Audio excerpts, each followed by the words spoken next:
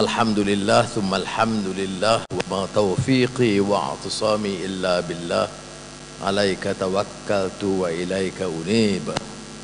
Alhamdulillah al-khail, innahum fityatun amanu bi rabbihim wa zidnahum huda wa rabatna ala qulubihim idh qamu faqalu rabbuna rabbus samawati wal ard. Wa salli wa sallim ala rasulihil karim wa ala alihi wa sahbihi ajma'in. Saudara Faisal, Presiden dan barisan pimpinan, rakan-rakan pimpinan Wadah Majlis Syura, Abim dan PKPM dan Azizah dan teman-teman yang hadir. Ahlan wa sahlan wa marhaban. Kalau ikut tradisi kita tambah wa welcome. Mendengar dengan teliti ucapan Presiden Abim, bagi saya yang tuan makno yang enggak meningkat dewasa ini,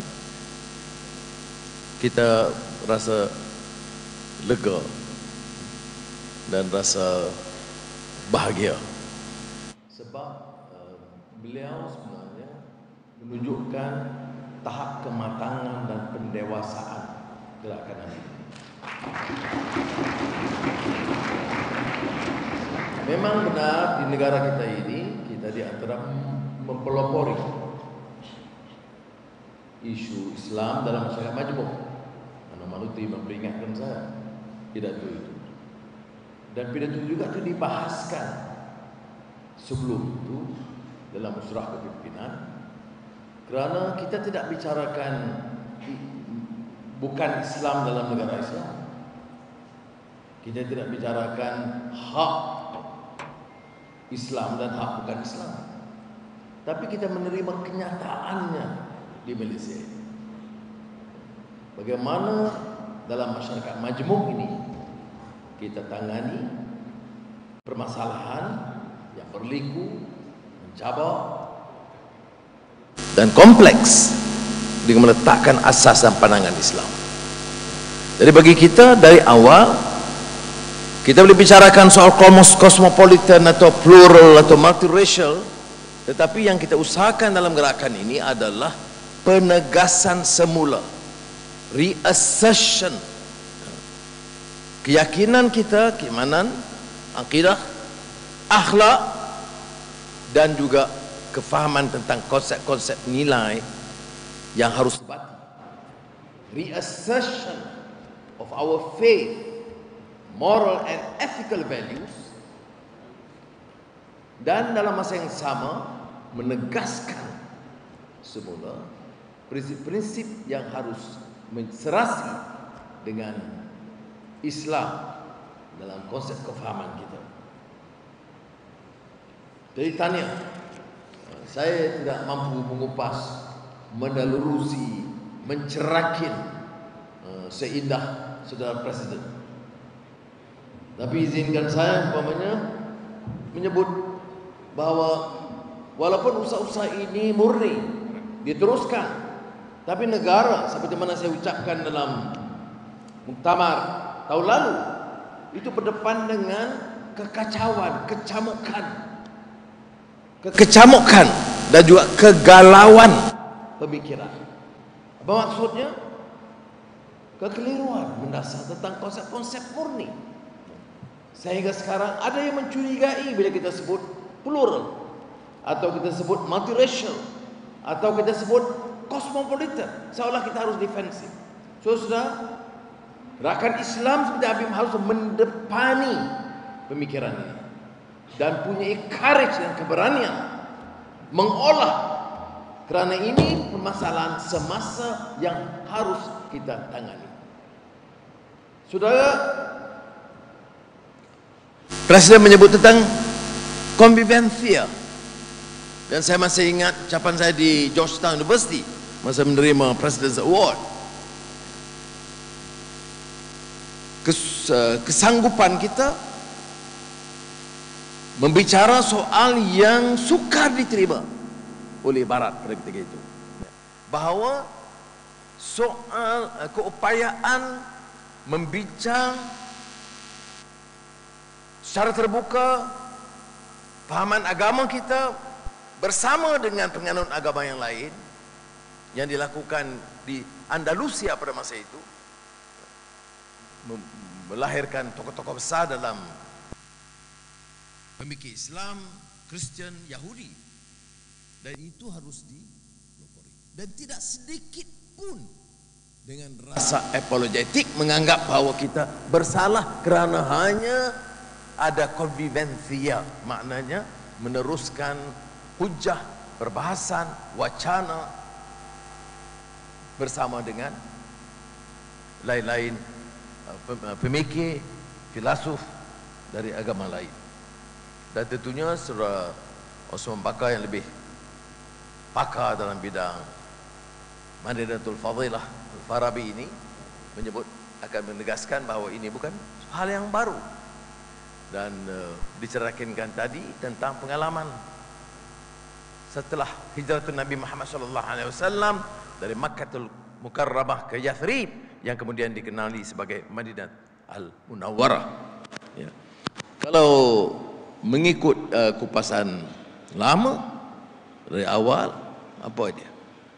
Hijrah itu tidak lain dari meleburkan faham kezaliman, kefahaman sempit dan berdasarkan perkauman dan fanatisme,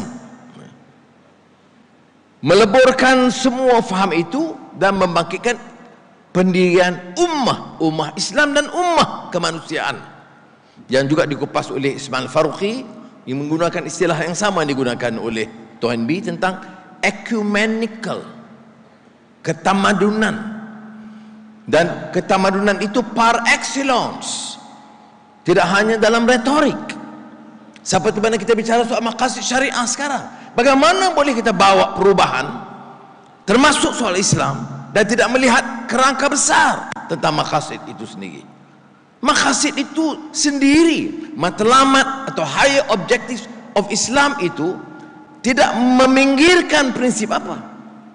Hifzuddin, hifzul amal, nafs yang penting. Ada mal dan lain-lainnya. Tapi yang penting ditekankan di situ din dan juga nafs dan juga harta. Semua yang mesti dipertahankan dan tanpa kompromi. Bagi saya, kalau bicara tentang ummatan wasata, tidak boleh terlepas daripada jaminan kepada setiap warga, jaminan hak agama, dan tentunya bermula dengan kemuliaan Islam, dan mempertahankan jiwa raga mereka. Maknanya tidak boleh meminggirkan, tidak boleh menzalimi, tidak boleh memperbudakkan mereka,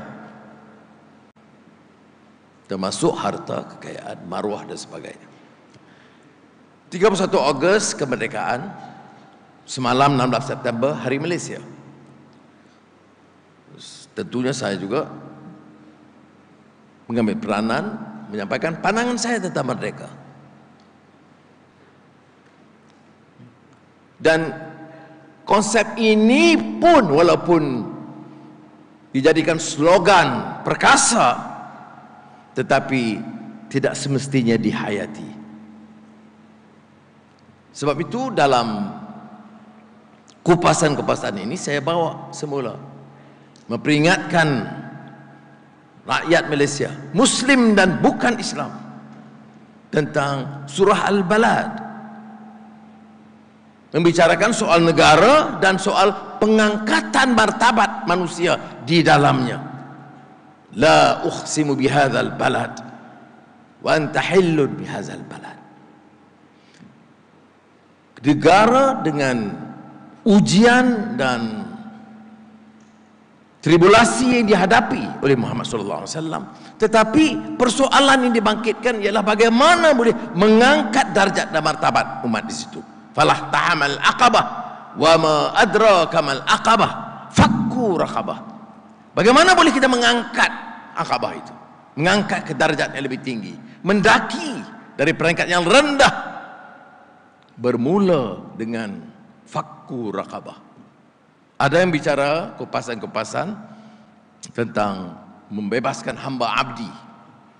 Syekh Yusuf Al-Qaradawi memperluaskan segala bentuk pembudakan, perhambaan, penindasan, eksploitasi harlom parlom dari manusia ke atas manusia, itu dianggap tanggung jawab fakku raqabah setiap warga dalam negara dan balad yang merdeka. Kalau kita bicara menyokong rakyat Palestin, kita bicara dalam prinsip ini, atau yang dikupas oleh Edward Said,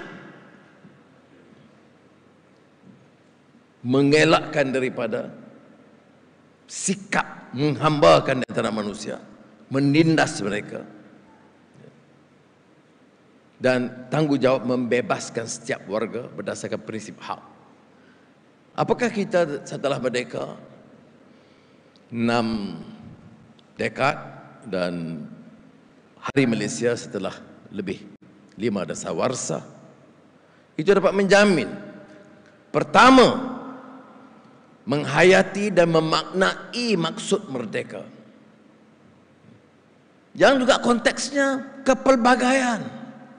Mana mungkin kita bicara soal merdeka negara ini tanpa menerima kenyataan kepelbagaian agama, kaum, budaya, bahasa, walaupun ada beberapa yang asasi yang termaktub dalam perlembagaan disepakati dalam kontrak yang dilakar oleh pemimpin-pemimpin besar negara pada masa itu, baik Datuk Onn Jaafar almarhum atau Burhanuddin Al-Hilmi atau kemudiannya Tengku Abdul Rahman Putra Al-Haj bersama dengan tokoh-tokoh dari pelbagai aliran kanan dan kiri, mustamam dan sebagainya, tentang Islam, tentang bahasa, hak keistimewaan dan kedaulatan raja-raja Melayu.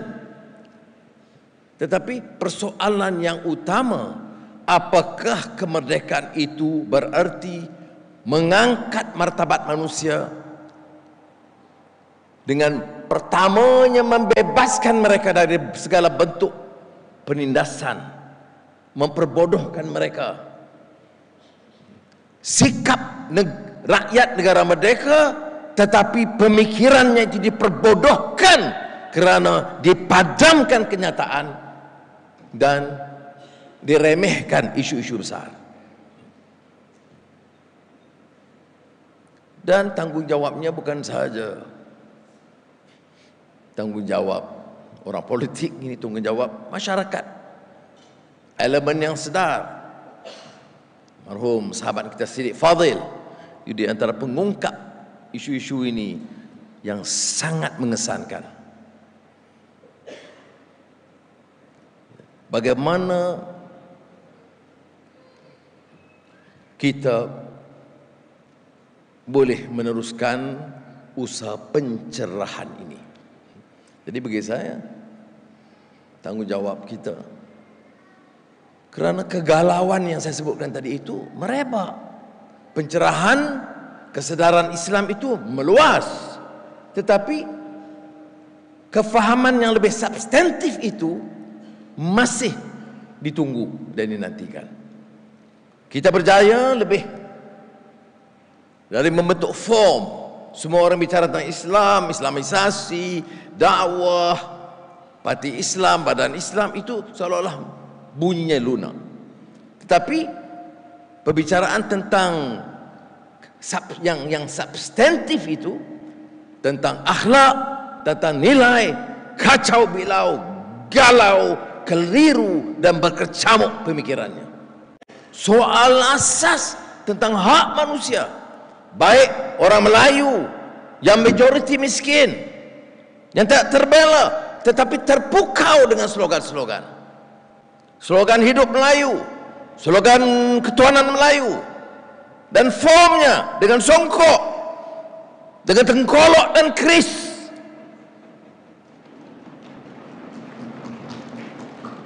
Tetapi pada hakikatnya, golongan yang menggunakan slogan inilah yang paling banyak merampas tanah-tanah Melayu, termasuk tanah-tanah rizab Melayu.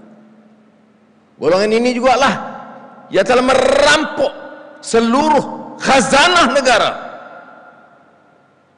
memperkayakan diri mereka, suka sangat mereka, keluarga mereka, dan dipertahankan oleh orang-orang yang bicara tentang Islam. Memualkan sama sekali. Bagaimana mungkin dalam satu negara merdeka pertahankan kalau katanya dia itu nasionalisme tulen, asalkan Melayu rompak pun bisa. Tetapi yang bagi saya bukan memualkan, yang menyebabkan saya popularkan istilah bangang ini. Azizah sebut tadi, tak payahlah istilah-istilah kasar tu. Saya kata orang rompak kita, perbodohkan anak-anak kita, mengedepikan hak ibu bapa kita untuk mendapatkan rawatan yang cukup baik. Apa dia? Bangang itu istilah yang sangat lemah, lunak. Sepatutnya lebih parah dari itu kita gunakan.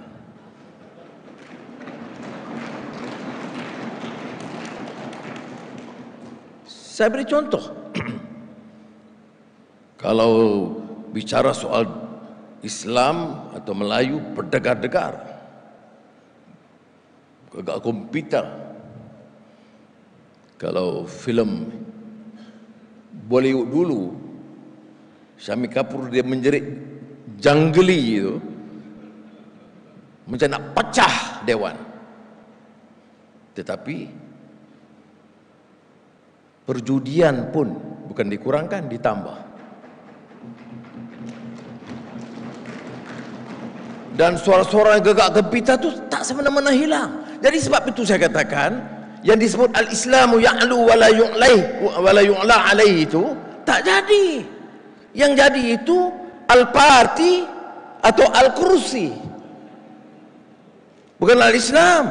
Kerana kalau Islam mana mungkin cabutan tahunan semasa Barisan Nasional 22 kali setahun, semasa Pakatan Harapan dengan segala kelemahan, dan saya tidak datang sini untuk mempertahankan semua yang Pakatan Harapan lakukan. Kita akui baiknya. Dan di antaranya Dewan Menteri Keuangan Cina dari 22 kali diturunkan menjadi 8. Timbul pengkhianatan baru dengan penyertaan wakil-wakil parti Islam dengan rupa yang agak berbeza. Cabutan perjudian itu dari 8 ditambah jadi 22. Ini kenyataan, bukan fitnah. Yang jadi di kalangan masyarakat dan rakyat ialah fitnah tentang tabung haji diserahkan kepada Cina, dihadapkan ke mahkamah, kalah dalam fitnah. Jawapan mereka, ini mahkamah dunia, belum tentu mahkamah akhirat. Inilah yang saya sebutkan tadi, belum merdeka minda mereka. Kegalauan menyebabkan fitnah itu pun mau dipertahankan dengan menggunakan mahkamah akhirat. Saya rasa mahkamah akhirat lagi berat hukum fitnah itu daripada mahkamah dunia. Jadi sudah merdeka artinya menjamin apa yang disebut dalam maqasid syariah itu. Tidak umpamanya mendera orang yang berbeza pendapat, tidak merampas hak mereka. Ini yang disebut memaknai kemerdekaan. Ini jangan kita terpukau dengan janji. Saya pernah gunakan ruang Muktamar Abi menyatakan di antara pidato kemerdekaan itu sungguh-sungguh memukau.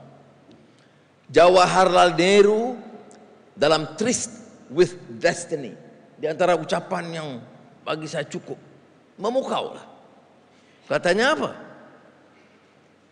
With the stroke of midnight, India will be free. Dan dia jamin tentang kebebasan dan memartabatkan semua. Tetapi masih kita dihantui oleh pemikiran lapuk yang lama, kasta, merendahkan derajat orang-orang dari kalangan kasta bawahan. Walaupun kita yang biasa dengan seorang tokoh asal Hindu, kemudian kecewa dengan fahaman Hindu, dia menerima agama Buddha akhirnya, Ambedkar, yang bercakap tentang social democracy. Kerana kata dia, kalau kita bicara kemerdekaan yang dilaungkan oleh Nehru, tetapi tidak ada pengiktirafan tentang hak manusia yang sama, tidak ada social democracy, maka kezaliman itu diteruskan mewarisi sistem penjajahan. Dia di antara orang yang awal keluar dari Partai Kongres, bertelagah dengan Mahatma Gandhi, kerana Mahatma Gandhi walaupun kritik pelaksanaan sistem kasta, tapi tidak upaya untuk mendolak sistem kasta kerana sistem itu sebati dengan fahaman Hindu. Dia menyanggah. Tetapi oleh kerana kepintaran dia dan populariti dia, beliau diangkat menjadi pengurusi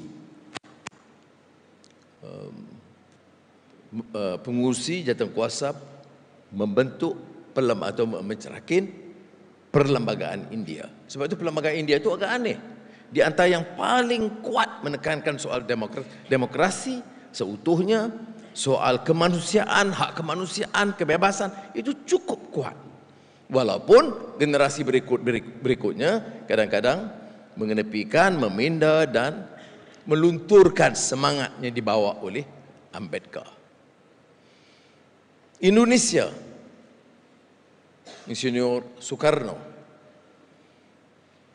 dalam pembicaraan tentang kemerdekaan Indonesia itu meletakkan perbedaan di bawah penjajahan Belanda dengan Indonesia merdeka itu seolah-olah membina jembatan emas Indonesia baru yang merdeka.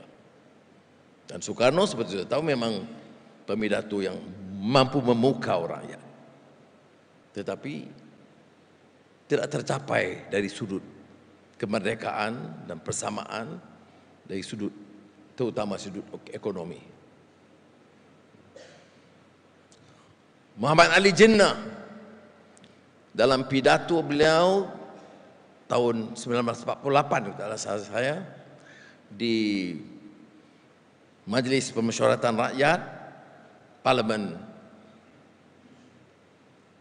menyebut, dan di antara sudah tahu Jinnah ni kalau bahasa Inggrisnya itu memang kepetahannya luar biasa. Dia bicarakan kemerdekaan Pakistan itu suatu yang unik. Dan dia bicara sebagai cyclonic revolution.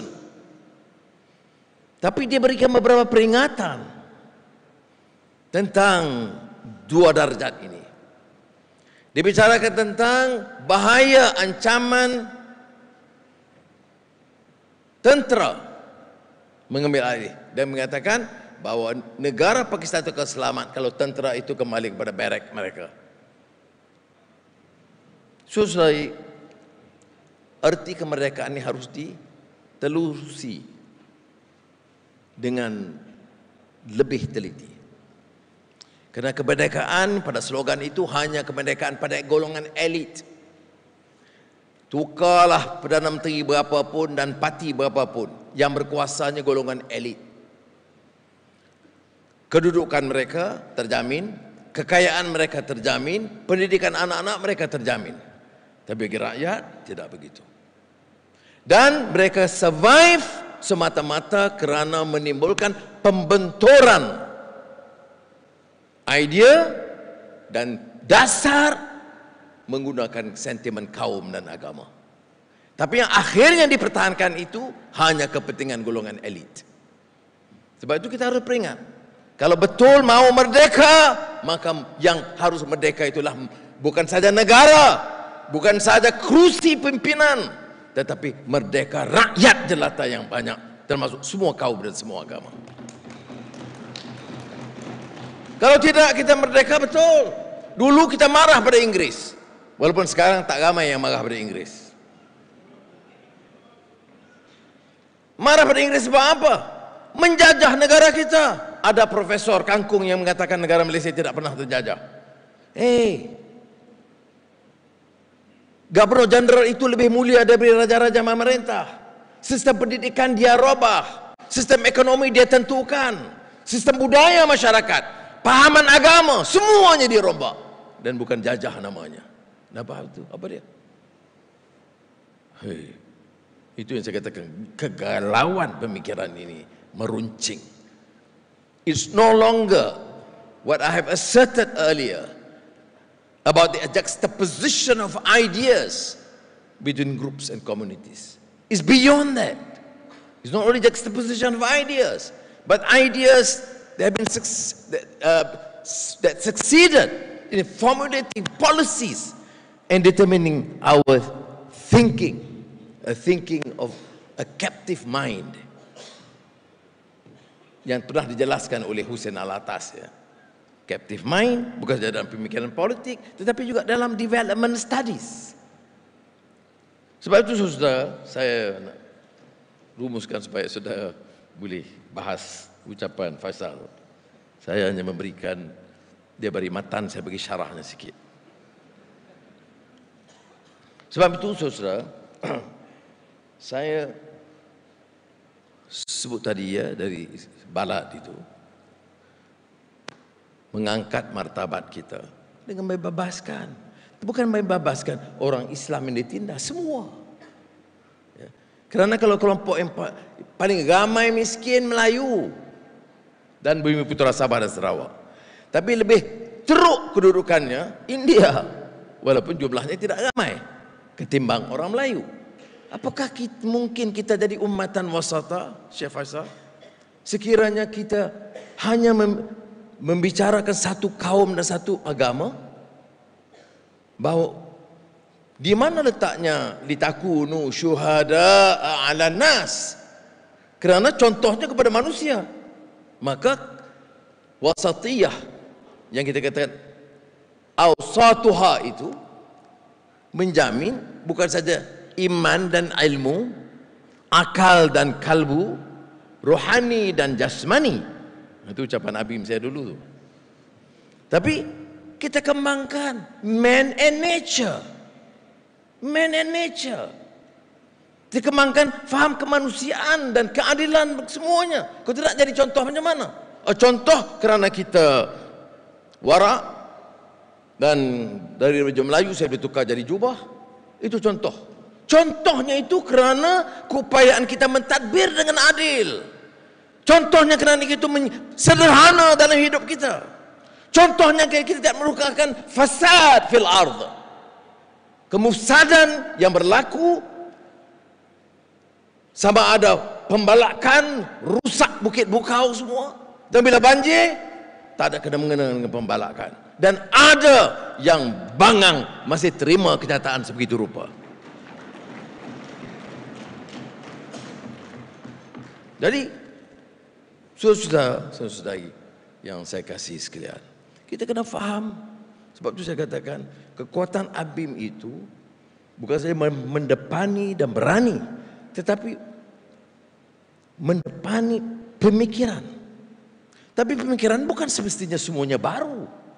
Syekh Taha Jabir Al-Alwani menyebut tentang keperluan golongan intelijensia Muslim itu menggali khazanah lama, turaf,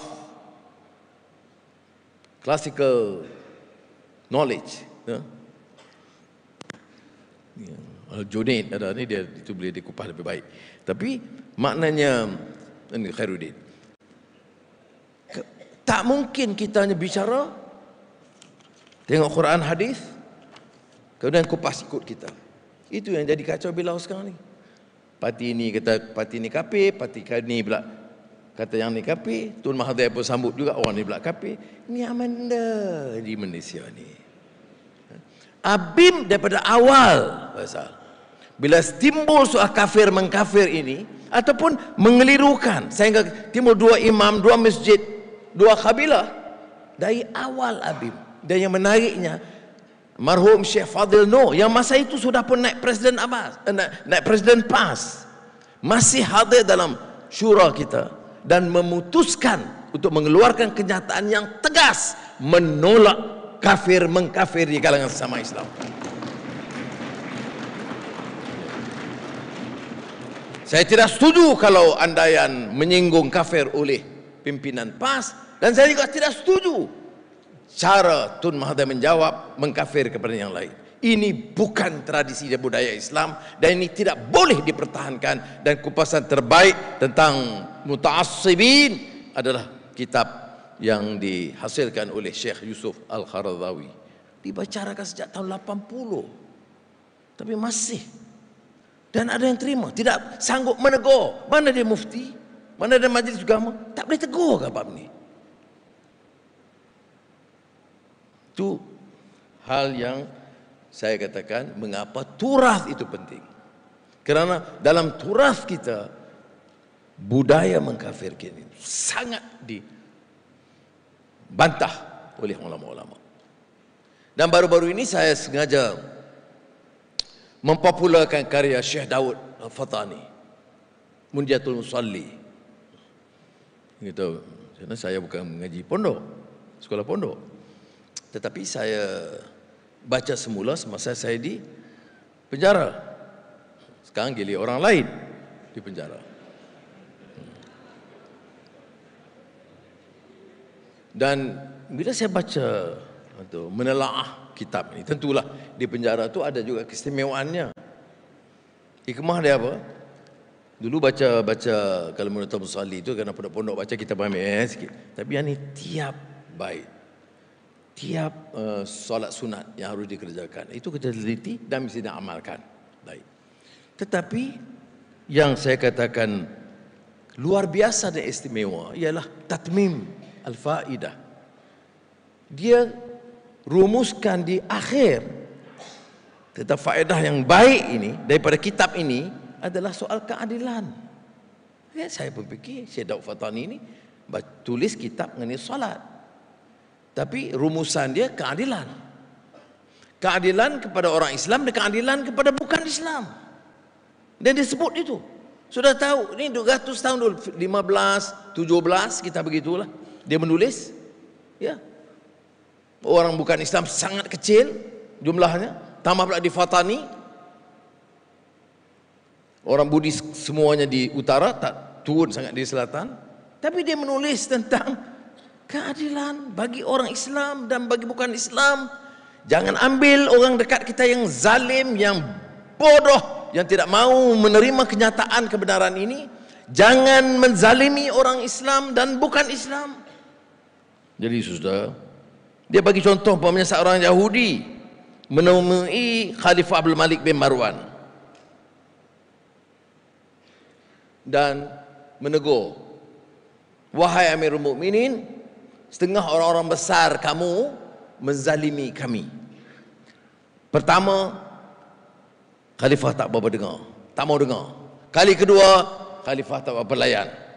Kali ketiga, dia sebut, hai Amirul Mukminin, kami dapat dari dalam Taurat yang diturunkan atas kalimullah Musa alaihissalam bahwa imam tiada sayugianya bersekutu pada menzalimkan seseorang. Bayangkan sudah, 15-17 dalam negara yang hampir tidak ada bukan Islam, ada mungkin kecil, tetapi Syekh besar Daud Fathani telah memberi nasihat dan penegasan bahawa negara itu akan hanya selamat sekiranya dijamin keadilan bagi semua. Mengapa yang ini tak diketengahkan? Mengapa dibawa umpamanya sekadar kebencian dan bahawa negara ini mesti dipimpin bukan saja oleh orang Melayu, dari parti Melayu, dan bukan saja itu, dan kerajaan itu sendiri mesti disebut kerajaan Melayu Islam. Ini harus dijawab oleh Habib, karena tanggungjawab Habib ini daripada awal saya katakan keputusan-keputusan tidak popular. Bayangkan masa itu tidak ada seorang alim yang berani menyanggah fatwa kafir mengkafir. Habib mendapani ada kerusakan yang dilakukan oleh sekelompok anak-anak muda yang baru dakwah ni. Dia semangat, dia pergi serang kuil Kerling Kuala Kubu Baru, dan riuh rendah. Tetapi selain badan-badan rasmi, tidak ada badan Islam yang sanggup mengutuk. Kerana dia kata, ini Malaysia, orang Hindu tak ramai, pasal apa? Biarlah. Ini Allah Ibrahim AS pergi robohkan. Tetapi Habib masa itu cara tegas dan berani menyatakan tidak mungkin negara ini terjamin keselamatannya kalau fi'il ini diizinkan tanpa menghormati prinsip undang-undang. Jadi saudara mewarisi satu sejarah gemilang, budaya dengan keberanian anak-anak muda. Sebab itu, walaupun pada pagi ini sebenarnya ada satu kongres parti amanah yang sangat penting dan umumnya presiden parti harus hadir di sana, tapi saya beritahu kepada saudara Mak Sabu mohon maaf kerana dari segi sejarahnya bagi saya Muktamar Habib terlalu penting untuk saya kesampingkan. Akhirul kalam, saya akan minta pimpinan Habib untuk juga menelaah dan menusuri apa yang saya coba lakarkan dalam skrip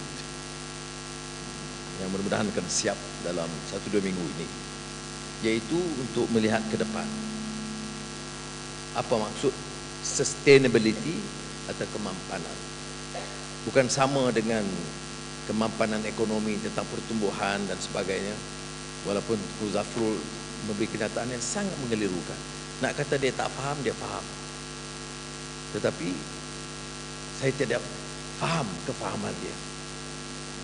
Ringgit jatuh merudum, bukan jatuh, merudum. Dia jawab, tidak memberi kesan kepada ekonomi negara kerana keutuhan negara ekonomi. Nyam. Ya. Saya tak pernah urus bank. Saya adalah pengalaman sikit sebagai Menteri Keuangan dan pengurusi Development Committee of the IMF, the World Bank. Jatuh begitu dalam suasana tidak ada krisis rantau, itu suatu yang parah.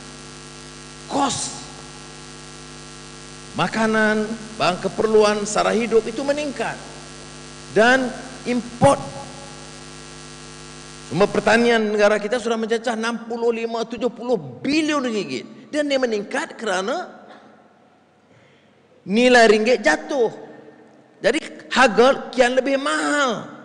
Mana kos makanan tentunya akan meningkat.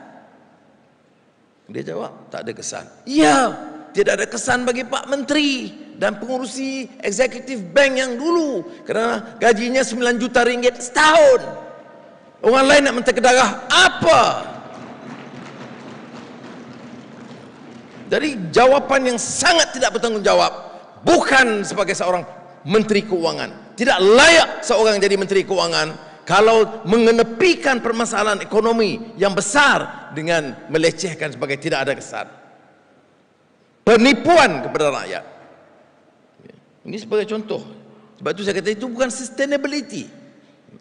Kemudian saya sebut care and compassion. Jadi pertama kemampanan, keduanya mesti dengan kasih sayang. Kita ekonomi, politik, sosial tak ada kasih sayang macam mana? Di antara hadis pertama yang dianjurkan, ya, irhamu man fil ard yarhamkum man fis sama. Itu dia rahmah.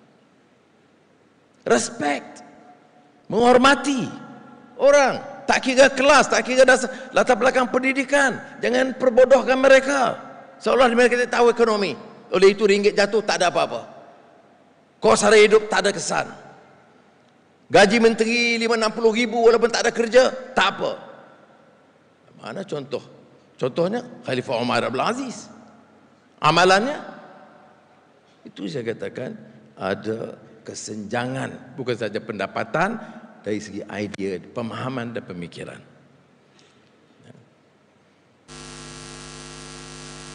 Innovation itu menjurus banyak pada anak-anak muda. Pemikiran yang kritis, pemikiran yang kreatif yang disebut oleh Presiden, dan memberi dorongan dari sudut penyelidikan atau research kepada anak-anak muda dalam bidang disiplin baru, meneroka pemikiran baru yang tidak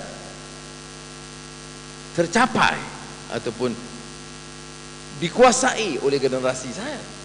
Tapi kita harus memberikan ruang ini kepada anak-anak muda seluas mungkin, bukan saja akademik di universiti, dari segala bidang teknologi, IT, digitalization, AI dan sebagainya. Kemudian baru kita sebut progres, erti kemajuan dan kemakmuran itu apa dia. Dan akhirnya trust, baik amanah ataupun keyakinan kepada pimpinan. Sekarang politik ini yang saya sebut semasa saya ABIM, bila orang tanya saya tentang politik, saya jawab meminjam kata-kata ungkapan Herman Kahn. No way, saya kata, politik ini uncharismatic, low moral profession. Ya, karena masih itu pun ada orang curiga tentang politik ini, kerana perangai orang politik, bukan karena politik itu as a profession. Kerana perangai orang politik, masa itu tu pun dah mula kita serang. Sekarang ini dah koyak rabak dah. Lepas tu orang tanya, tapi you sebut uncharismatic, low moral profession, 2 tahun lepas tu you masuk politik, macam mana ni? Saya kata nak, kita cuba nak ubah, islah mastata'. Baik, itu yang disebut trust. Jadi mudah-mudahan rakan-rakan pimpinan dapat gunakan ruang itu, meneliti, kerana idea ini sebenarnya saya lakar sejak saya di penjara. Catat seperti mana Munjatul Musalli ini kemudian diterbitkan dalam satu rencana yang panjang, justice for a praying person. Apa arti keadilan bagi seorang yang menyempurnakan solat? Itu meminjamkan idea Syekh Daud Fatani. Dan dalam isu skrip ini, saya juga menggunakan catatan saya di penjara, kemudian bincang dengan anak-anak muda dan tokoh-tokoh lain untuk memukakan idea pandangan saya tentang masa depan negara ini. Jadi sekali lagi saya ucap terima kasih dan jazakumullah khairan kathiran terhadap kesempatan diberikan mendengar pidato Presiden mantap. Dan dengan lafaz Bismillahirrahmanirrahim, saya dengan ini merasmikan Seminar Kosmopolitan Islam dan Muktamar Sanawi.